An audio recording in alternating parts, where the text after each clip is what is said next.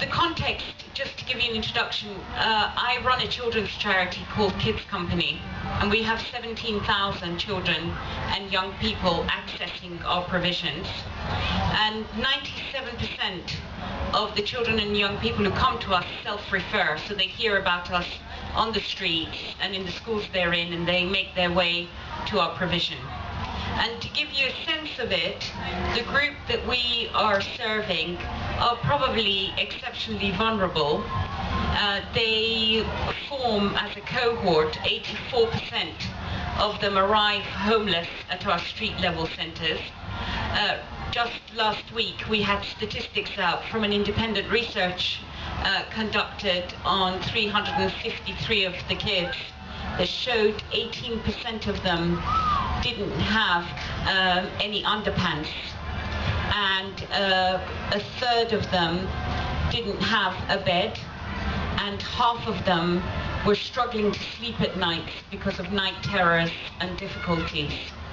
And what I want to talk about, because I see daily the trials and tribulations of getting young people into employment and education, is that we are not thinking in a sophisticated enough way about this issue. And what we are presenting ourselves with is this idea that there is either employment or no employment, and the middle, which could be a sort of holding ground, a space, an environment, a way of being where young people who are trying to get employment but don't have it can be held. And the reason I think this is really important, just to give you context, there are at the moment about 1.1 million young people unemployed in this country. And we can have all sorts of debates about the economy and the reasons in relation to this. But the fact is that 1.1 million young people get up in the morning and they have nowhere to go to, and really no solid structure in their lives. Now, most parents who have functioning home environments and some resources cushion their young people against the despondency of being completely disconnected from the work environment. Because it's not just about earning a living. Your work environment is somewhere where you contextualize yourself in relation to mainstream society. Wherever you go, the first thing people ask you is, and what do you do? You know, we define ourselves in the public space often in the context of the contribution we make to society. Also, employment gives you a framework of social life, people that you meet, people that you spend time with, people that you banter with. And when you are a young person and you're completely on your own, maybe in a hostel somewhere, you're living on just under £54 a week, and you don't have an extended family, when you don't get the ritual of going to work every day, suddenly your entire experience of mainstream society is completely negated.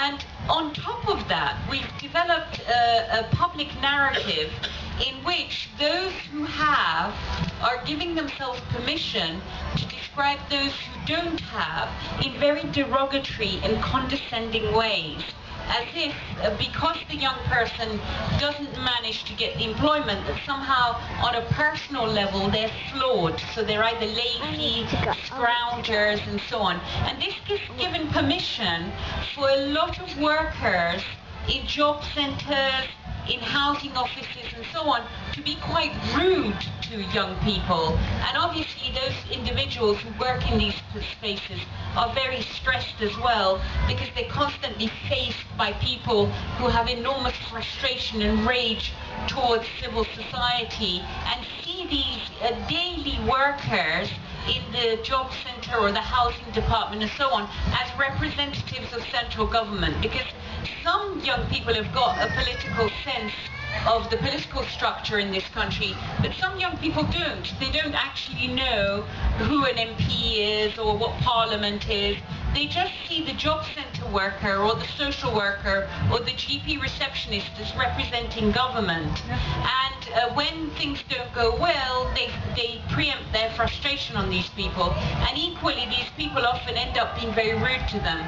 But these insidious little interactions of disrespect generate a situation where slowly and corrosively the humanity and the dignity of an individual can get repeatedly attacked every day.